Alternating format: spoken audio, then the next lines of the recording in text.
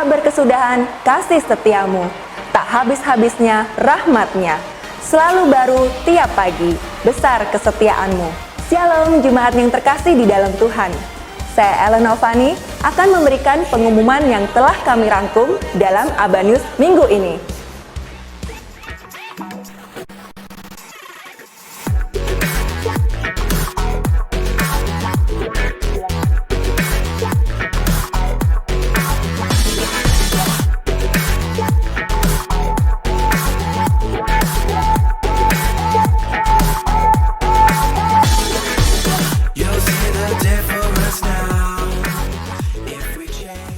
Jangan lupa ya, untuk anak-anak muda Breaker akan beribadah setiap hari Sabtu pukul 5 sore untuk open gate-nya bertempat di Aba Love Ministry lantai 3.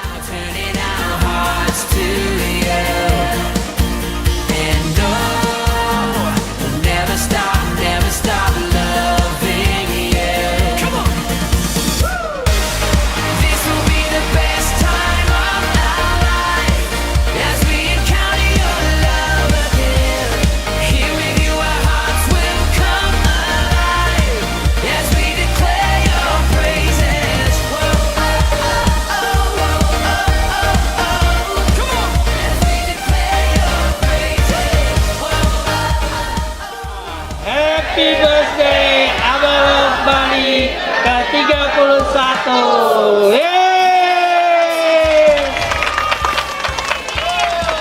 Pada bulan September yang lalu, kita sudah bersama-sama menikmati fellowship bersama dalam suasana kekeluargaan dan kebersamaan. Nah, pada hari Minggu, tanggal 23 Oktober 2022, kita akan kembali berfellowship pada pukul 9 pagi bertempat di Sekolah Tunas Bangsa di Jalan Sukat Pakrisan. Ingat, pukul 9 pagi bertempat di Sekolah Tunas Bangsa di Jalan Tukat Pakrisan.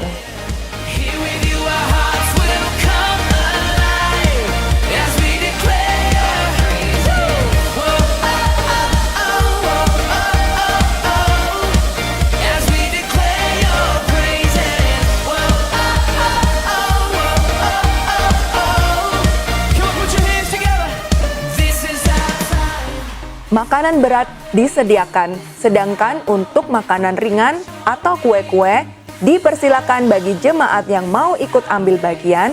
Silahkan dikoordinasi di komsel masing-masing. Kita akan saling mengenal satu dengan yang lainnya, dan kita akan bermain game bersama-sama. Dan tentunya kita akan menikmati kebersamaan dalam acara Ramah Tamah. Ibadah fellowship kali ini untuk anak-anak sekolah Minggu Kega akan bergabung pada pukul 9 pagi juga bertempat di Sekolah Tunas Bangsa.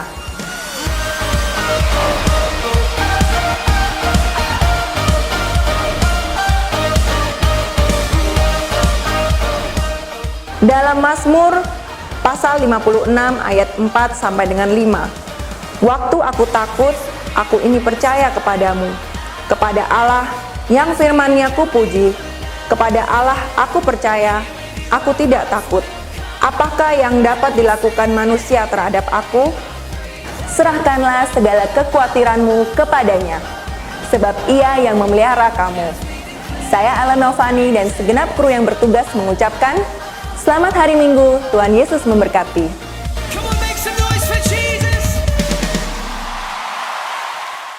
Shalom, Jemaat Aba Love, khususnya Jemaat Aba Love Bali. Salam sehat seutuhnya, salam budaya baru. Saya tetap akan membahas tentang budaya baru atau budaya kerajaan Allah. Tema hari ini adalah budaya jemaat mula-mula dengan berfokus, bertekun dalam persekutuan. Sebelum saya ingin membahas lebih lanjut, izinkan saya membuka masker ini supaya saya bisa berbicara lebih bebas dan mengekspresikan wajah saya. Jangan lupa masker dan hand sanitizer di tengah-tengah proses endemi dari COVID-19.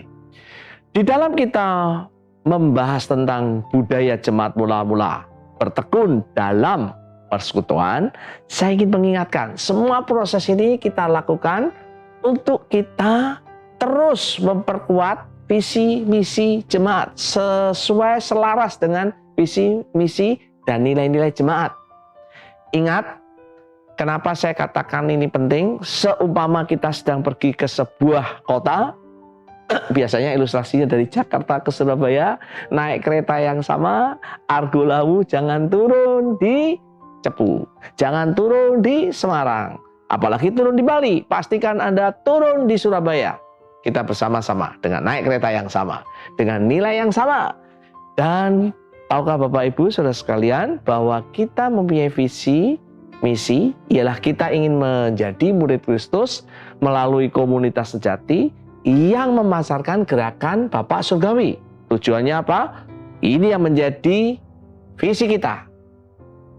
Misi kita, yaitu menghadirkan kerajaan Allah dalam setiap bidang kehidupan. Nanti Bapak Ibu bisa melihat sebuah gambar supaya mudah, ya toh? Tujuan kita bersama ada tiga kata kunci. Murid, komunitas, atau disebut dengan komsel. Biasanya orangnya menyebut, tidak masalah, nanti saya pikir itu lebih dari komsel. Dan gerakan kasih Bapak Surgawi disebut dengan misi. Nah, nilai-nilai Love keseluruhan adalah hamba dalam kasih Kristus. Nah, nilai inilah yang disebut dengan budaya. Saya ingin memastikan pada setiap kita, ketika kita membahas tentang budaya, ini kita tahu yang disebut budaya apa. Definisi budaya adalah suatu cara hidup yang berkembang dan dimiliki oleh sekelompok orang, dianggap penting cara hidup ini, dan diturunkan dari generasi ke generasi. Cara hidup ini, nilai-nilai ini membedakan saya, keluarga saya, komunitas saya, jemaat lokal, dengan pribadi, keluarga, komunitas, atau jemaat lokal yang lainnya. 2 Timotius 3:10, Paulus mengatakan, tetapi engkau telah mengikuti ajaranku, kemudian cara hidupku. Petrus mengingatkan dari 1 Petrus 2:12, milikilah cara hidup yang baik, cara hidup yang baik. Jadi yang disebut dengan cara budaya baru adalah cara hidup jemaat Love, cara hidup sesuai dengan Alkitab, sesuai dengan nilai-nilai yang kita sepakati sebagai keluarga besar Love, khususnya di Bali. Di dalam kita membangun budaya, dasarnya ada 2, mengasihi Allah dan mengasihi sesama. Meliputi seluruh aspek kehidupan. Ingat, bukan hanya rohani, tetapi juga emosi, intelektual, fisik, sosial, dan lingkungan kita. Makanya cara hidup harus meluas, melebar. Ayat yang selalu kita bahas adalah cara hidup jemaat mula-mula di dalam Kisah Rasul 2:42. Berkata, mereka bertekun dalam pengajaran rasul-rasul dan dalam persekutuan, dan mereka selalu berkumpul untuk memecahkan roti dan berdoa. Ada 5 kata penting di dalam Kisah Rasul 42. Pertama adalah bertekun. Nah, bertekun dalam dikatakan pengajaran rasul-rasul, dalam persekutuan, memecahkan roti, dan berdoa. Yang kelima, kita sudah membahas 3 minggu yang lalu, bertekun dalam pengajaran rasul-rasul. Bahasa singkatlah bertekun di dalam Alkitab, membaca Alkitab. Bukan membaca Alkitab, tapi melakukan. Hari ini kita berbicara tentang bertekun dalam persekutuan. Bertekun dalam persekutuan. Supaya mengingatkan kita semua, bertekun itu artinya apa? Berkeras hati dan bersungguh-sungguh. Arti berkeras hati dan bersungguh-sungguh dalam persekutuan. Tetap berpegang pada nilai atau cara hidup. Cara hidup apa? Dalam persekutuan. Ketika kita melakukan proses ini, itu disebut bertekun dengan segenap pikiran dan dengan segenap tenaga. Terus-menerus, tidak ada putusnya, bersifat rutin, dan proses ini kita lakukan terus-menerus berulang-ulang sehingga menjadi pembiasaan gaya hidup atau orang sebut karakter.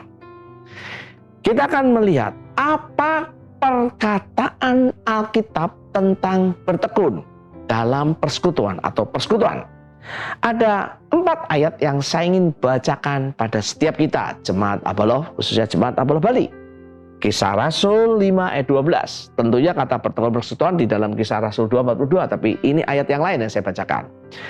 5:12 Kisah Rasul, dan oleh rasul-rasul diadakan banyak tanda dan mujizat di antara orang banyak. Semua orang percaya selalu apa?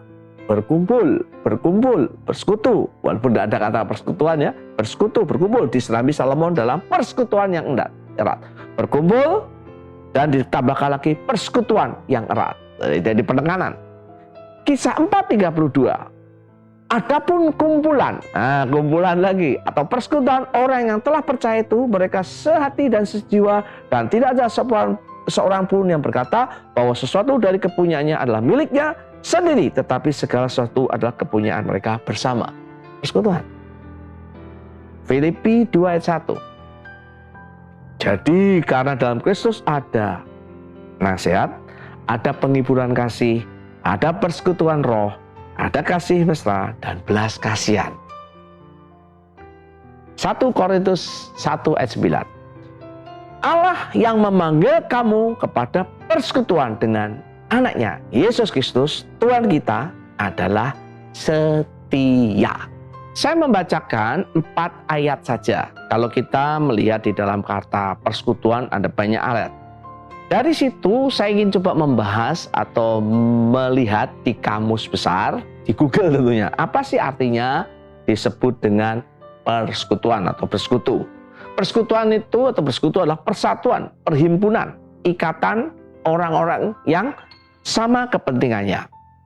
Jadi kalau kita melihat kata persekutuan, kita bisa melihat kata lain adalah komunitas, khususnya konteks di dalam kita sebagai jemaat Abalov. Kenapa? Kalau kita melihat kata komunitas, nanti akan saya katakan dengan visi misi. Komunitas adalah sebuah kelompok sosial dari beberapa organisme yang berbagi lingkungan, umumnya mempunyai ketertarikan dan habitat yang sama, punya interest, punya kepentingan bersama. Nah, dari hal itu kita bisa melihat persekutuan di dalam Alkitab yang akan coba saya gabungkan, akan coba saya kaitkan dengan visi misi. Ingat saya tadi katakan, visi misi kita adalah menjadi murid Kristus melalui komunitas sejati. Saya akan penggal di sini. Apa artinya komunitas sejati? Inilah yang disebut dengan persekutuan.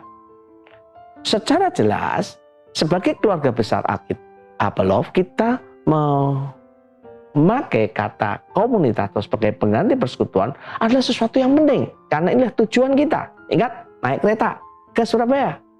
Ya, tujuannya Surabaya. Keretanya kereta Argo Lawu tadi. Jangan naik kereta yang lainnya. Ya, dulu zaman saya dengan Pak Ferdinand, ingat tak Pak? Ada namanya sepur Kluto. Sepur Kluto itu apa? Sepur yang pakai uap. Gitu. Nah, ini pakai Argo Lawu. Kata persekutuan dan komunitas, kalau kita melihat prosesnya, melihat katanya, itu adalah proses kata-kata yang sama. Kata lain persekutuan dan komunitas. Nah, nanti saya akan lebih memakai kata komunitas. Terus kalau kita melihat kenapa kita mesti membangun atau bertekun dalam persekutuan atau bersekutu, karena itu perintah Alkitab. Alkitab banyak ayat memerintahkan kita untuk bersekutu. Nah, di dalam proses inilah saya ingin memastikan bahwa kita sebagai keluarga besar Abalov di Bali ini, kita mau betul-betul menggunakan energi kita, menggunakan waktu kita, menggunakan seluruh keberadaan kita, fokus, terus-menerus, jadi gaya hidup untuk bertekun di dalam persekutuan. Mari kita lihat lebih jelas apa yang disebut dengan komunitas dalam konteks ini nanti dengan komunitas sejati. Jemaat Abalov yang dikasihi Tuhan, hidup di dalam persekutuan, kata lainnya adalah hidup di dalam komunitas. Kalau kita melihat di dalam membaca seluruh Alkitab, pembacaan kita akan menemukan bahwa persekutuan itu ada yang mendatangkan kebaikan dan mendatangkan hal yang buruk. Nah, inilah kenapa kami, para pemimpin, para bapak pendiri jemaat Abalov, memakai kata komunitas sejati. Setelah kita melihat proses, ternyata komunitas itu ada yang palsu, Pak Ferdinand.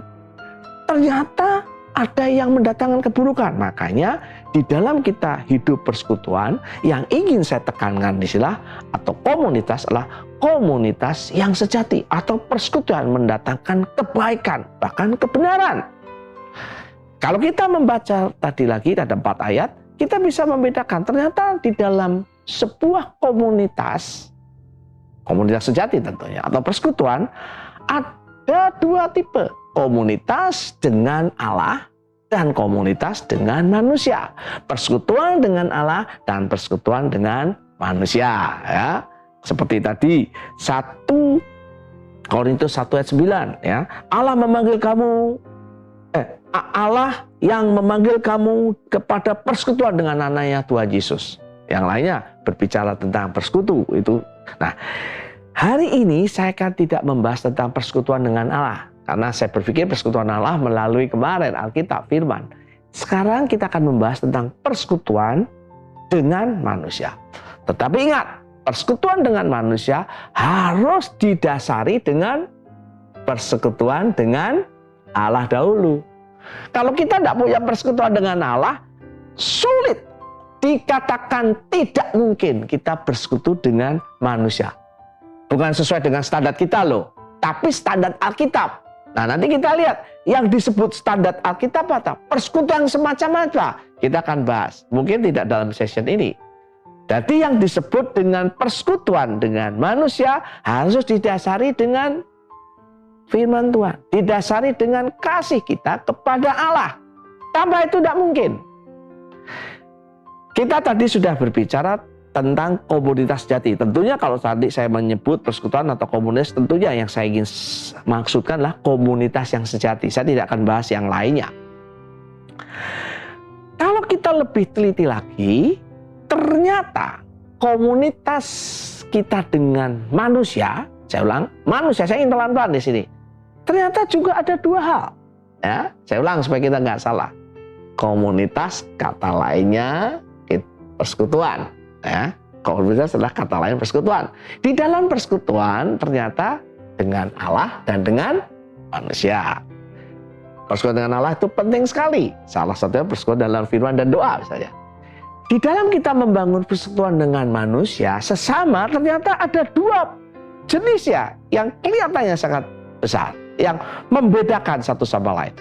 Martin Luther berkata, tidak ada hubungan persekutuan atau persahabatan yang lebih indah, lebih menyenangkan selain perkawinan yang baik. Martin Luther itu bapak reformasi. Saya ulang nih kata-kata bagus. Tidak ada hubungan persekutuan atau persahabatan yang lebih indah, lebih menyenangkan selain perkawinan yang baik. Ternyata persekutuan di dalam Alkitab jelas. Persekutuan keluarga dan persekutuan jemaat. Jemaat. Nah, ini yang mesti kita semua dalam konteks jemaat. Keluarga dan saudara-saudara seiman. Nah, ini mesti. Nah, dalam proses kita berbicara tentang komunitas, pasti dipikirkan 2 aspek ini. 2 proses komunitas keluarga dan komunitas jemaat. Saya akan berbicara dengan konteks jemaat Abalov. Di dalam jemaat Abalov sendiri, ternyata kita lihat ternyata ada 2 tipikal komunitas. Yang pertama kita sebut dengan komsel, komunitas sel. Yang berikutnya ternyata ada yang lebih kecil, disebut pemuritan atau pembapaan.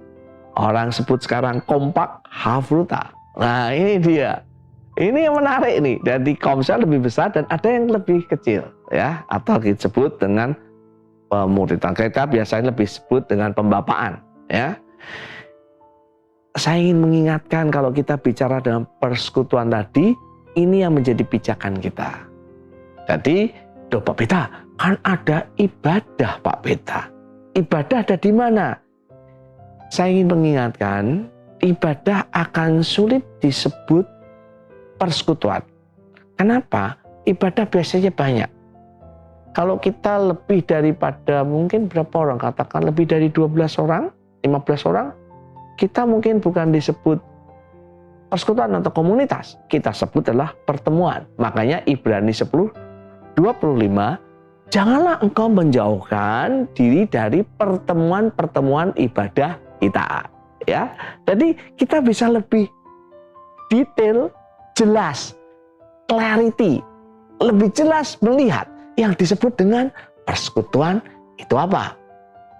Persekutuan adalah kelompok kecil, lebih kecil, minimal 2 orang.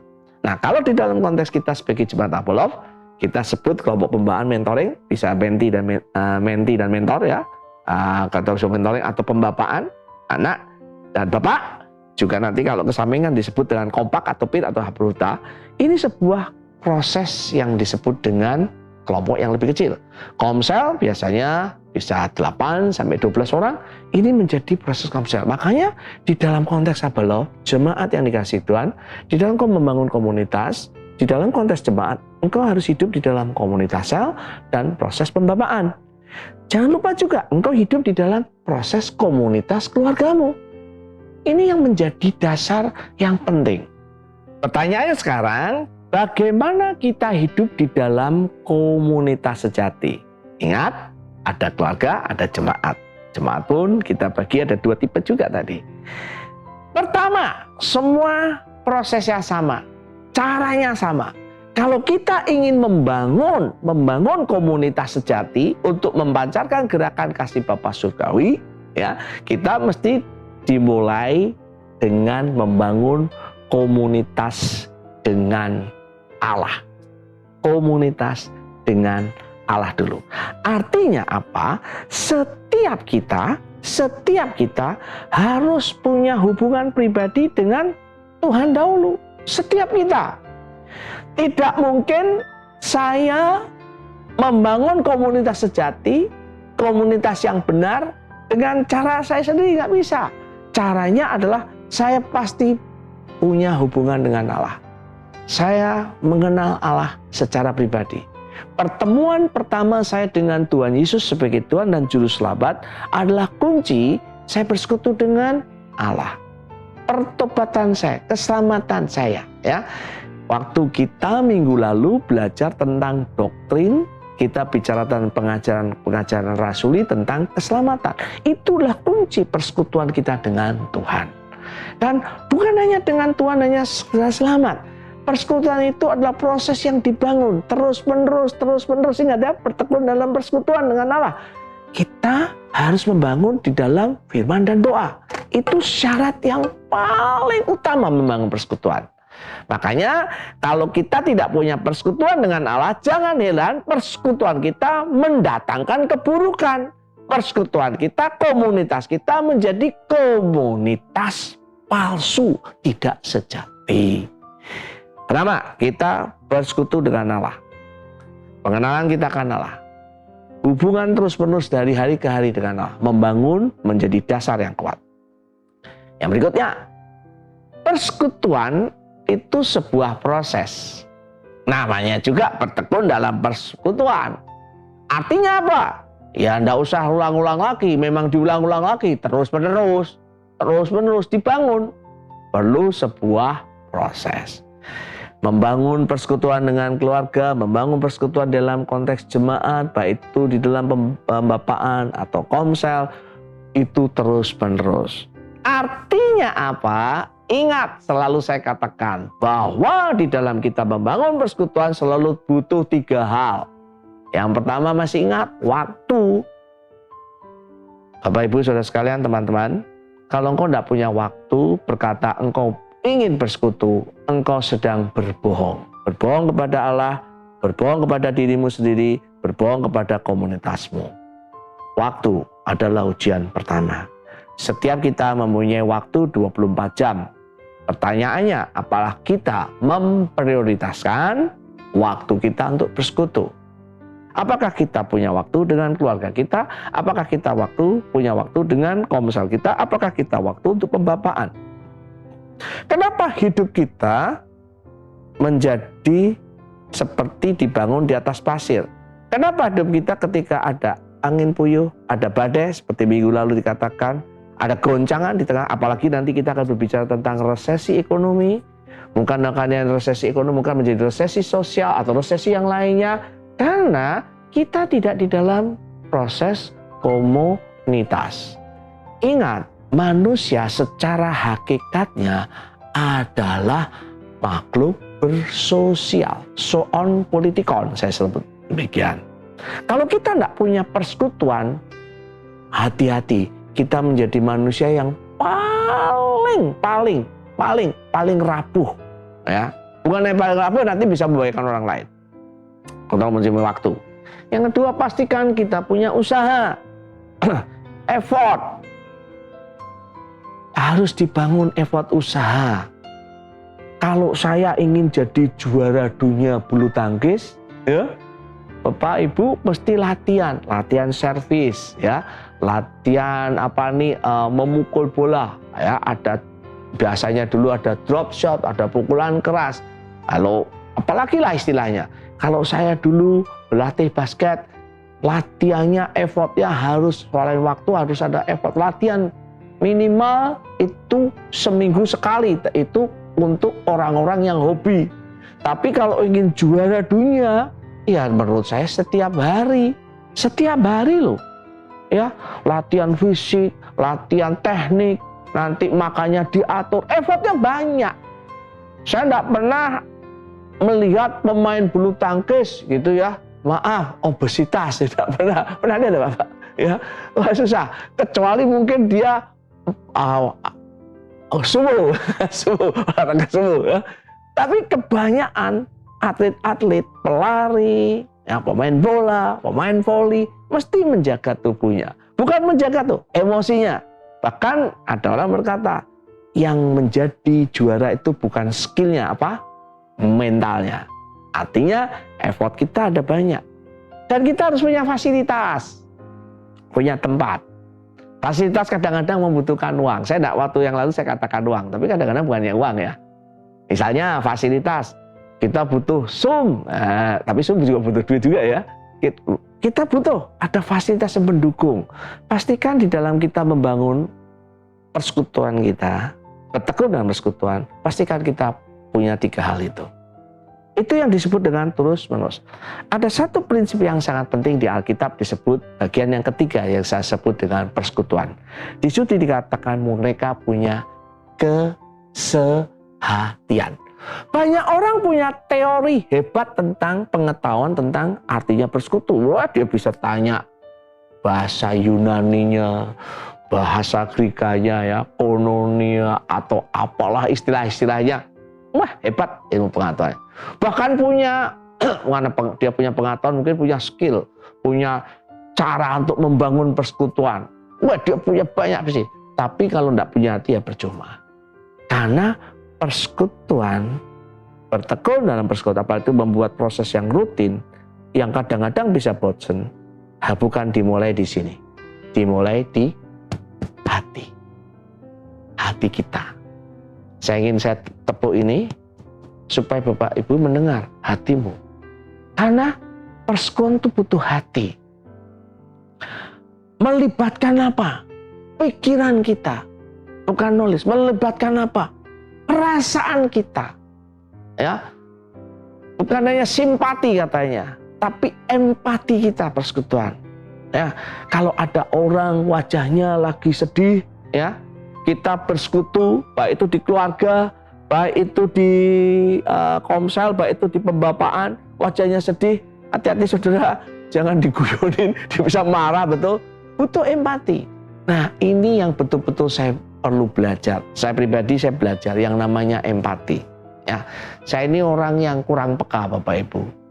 Kalau tipikal di ISC saya itu dominan, ya, nggak punya empati.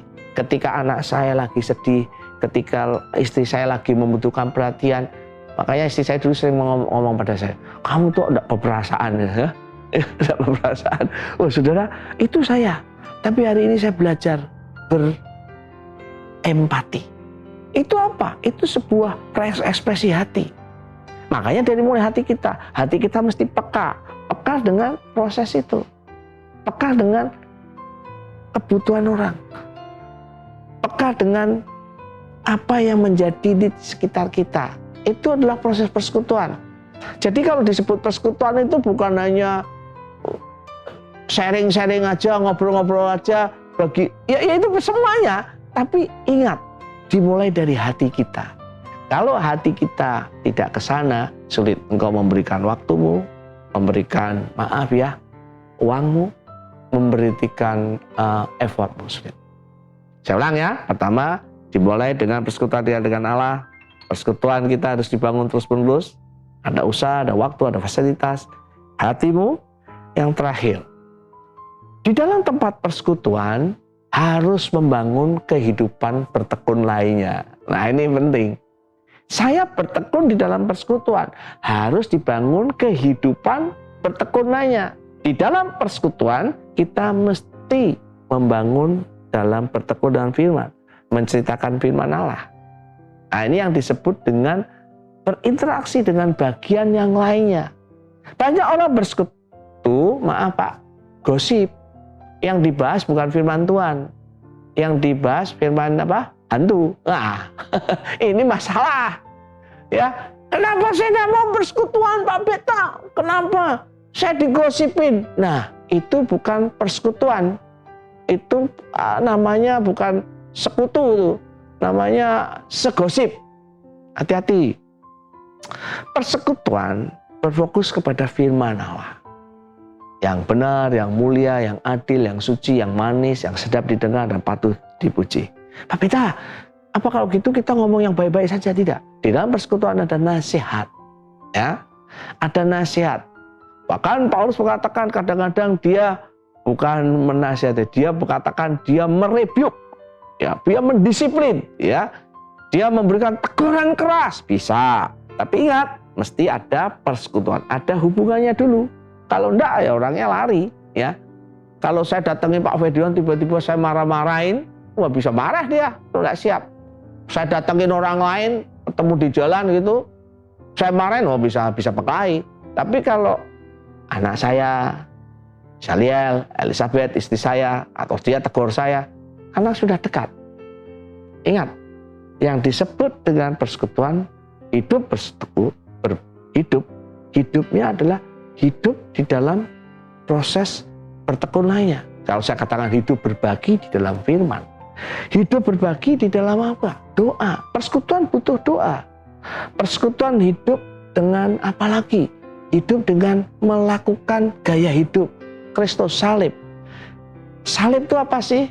Salib itulah kasih satu arah. Kasih mengorbankan diri sendiri. Ya. Kasih dengan mengorbankan diri itu gaya hidup salib. Kalau Bapak Ibu membaca di bukunya Pak Kasih, ingat tentang kasih ya. Kasih itu tidak berekspektasi, kasih itu satu arah. Ya. Kasih itu tidak tawar-menawar itu. Kita hidup berbagi. Dan bukan hanya itu saja, saya kembalikan lagi. Berbagi bukan hanya kasih, tapi juga berbagi dengan harta. Ya, di Alkitab. Berbagi dengan uang. Maaf loh Bapak Ibu, kalau ada saudaramu yang tidak makan, terus tiba-tiba berkata, aku hanya mendoakan saja padahal kamu punya duit. Itu saudara sedang bohong loh saudara. Ya, kita bisa berbagi. Saya bersyukur para pemimpin, para penatua, jemaat. Saya berterima kasih hari ini, pandemi mau lewat. Tapi saya ingat pada waktu Maret tahun 2020, sekaligus saya ingin mengucapkan terima kasih sebagai pribadi, sebagai pemimpin penatua. Jemaat bekerja keras dengan luar biasa, menyatakan kasih. Di tengah-tengah kita tidak mampu, kita saling menolong. Waktu saya COVID, saya masih ingat, saya tuh betul-betul ditolong banyak orang. Ya, kirim makanan, ya, perhatian. Ketika kita sebagai jemaat memutuskan, saya bangga, benar saya bangga dengan teman-teman penatua lainnya, Pak Doni, Pak Petrus bekerja, pemimpin-pemimpin ya, dan Pak Robert, Kak Novi, Kak Baik Amin, ya Pak Beni, khususnya yang bagian keuangan ya, yang tak bisa saya sebutkan satu persatu. Full time ada Pak Noldi, ada Pak Ferdinand ya, yang selalu menyediakan buat teman-teman yang membutuhkan dengan paket sembako dan sebagainya. Saya percaya harganya tidak mahal, tapi perhatian dan kasihnya yang itu ditangkap oleh jemaat. Bukankah kita sudah mulai dengan persekutuan yang sejati? Saya berharap tidak akan mengakhiri persekutuan yang palsu. Komunitas yang sejati, bukan komunitas yang palsu. Mulai kita bangun dengan Allah, mulai kita bangun dengan gaya hidup terus-menerus, ya, mulai dengan kita, dengan hati kita, dan mulai kita berbagi. Sebelum saya berdoa, pastikan setelah ini kita berdiskusi, ada beberapa pertanyaan. Terus kita membangun budaya kerajaan Allah. Terus kita bertekun dalam persekutuan. Tuhan Yesus memberkati, saya akan berdoa untuk setiap kita. Tuhan Yesus kau berkati setiap jemaatmu yang terus bertekun dalam persekutuan. Kiranya Tuhan memberikan persekutuan yang sejati. Persekutuan yang Allah mau. Karena di dalam persekutuan itu kami bisa berkata, ada surga di tengah-tengah kami. Ada surga di dalam konteks keluarga kami. Ada surga di tengah jemaat. Diberkatilah jemaatmu. Kiranya berkat dari Allah Bapa, Putra, dan Roh Kudus menyertai kehidupanmu. Berkat secara rohani, firman, persekutuan dengan Allah. Berkat secara jiwani, damai sejahtera, sukacita, ketenangan. Berkat secara jasmani, keuangan, kesehatan. Berkat ini aku lepaskan hanya di dalam nama Tuhan Yesus. Aku berdoa. Haleluya. Amin.